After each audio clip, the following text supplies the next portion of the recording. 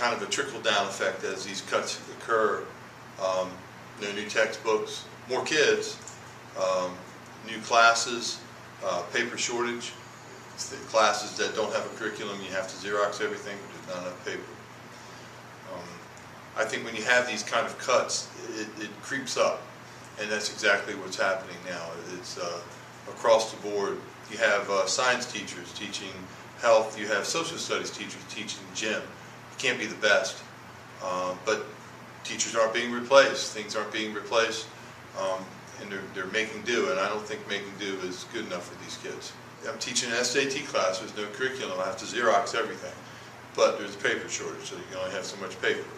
So, yeah, it makes it awfully tough to figure out how to do that.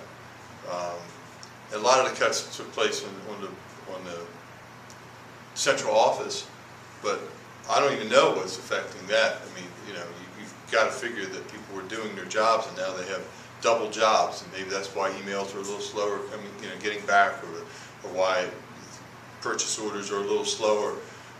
But like I said, it finally starts to trickle down into the classrooms, and there just aren't enough resources.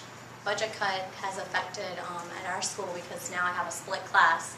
So I have 9 first graders and 11 second graders.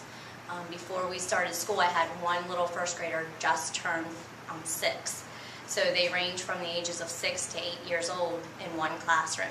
So I have everything from criers, they just came from kindergarten, to these second graders that are a little bit more mature, that can handle things and do things by themselves more independently than the other students. With that, I'm teaching 2 curriculums. The parents were very concerned at the beginning of the year, and I'd still say that some of them are concerned now because they want to make sure that their child is learning the curriculum that they're supposed to learn. First graders need to learn their curriculum with their alphabet and sound so that they can form words and read, so that the second graders then can learn their curriculum with more advanced reading to learning cursive by the middle of the year. With that, I have to teach 2 readings, 2 foundations, 2 maths, 2 science, 2 social studies, which social studies we don't have textbooks for. We haven't in a while, and I don't think we'll ever get them now with budget cuts. Science is very thin too with textbooks and materials, so of course we're running all copies. Trying to get science and social studies both in, me being the only teacher in the room, but yes, having some support that can be used, but they're also working in the upper grades too with our 5th grade classrooms that are busting at the seams. All our classrooms have 24 or more kids in them, and so it's really hard. I do have 20, so I am lucky right there, but I have the multi-age classroom. So I'm trying to teach everything throughout one course of a day for 180 days. Retirement is important to me because I'm very near retirement, and currently I have been asked to pay more towards my contributions for retirement, and that has affected my take-home pay. So I'm making less, I'm taking home less than I had for several years. In addition to that, in Calvert County, we have not received a raise in 2 years.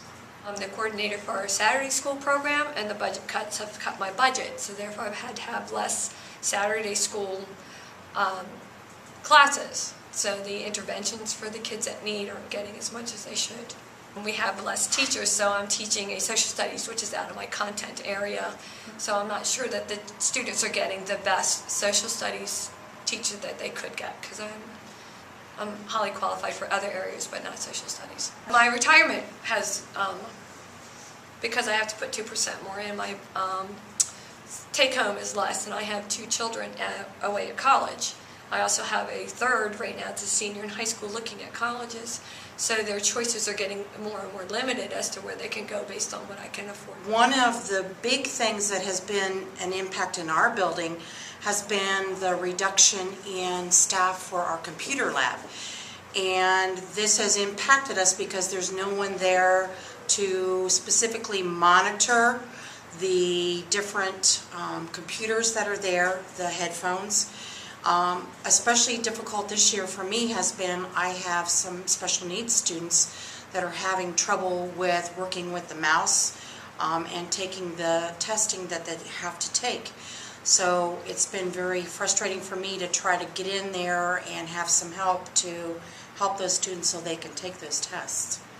Another concern that I have is the fact that my daughter is now a teacher, and I feel that the way we are continually cutting back with education, the teachers that are coming behind us, the retention rate is a very big concern.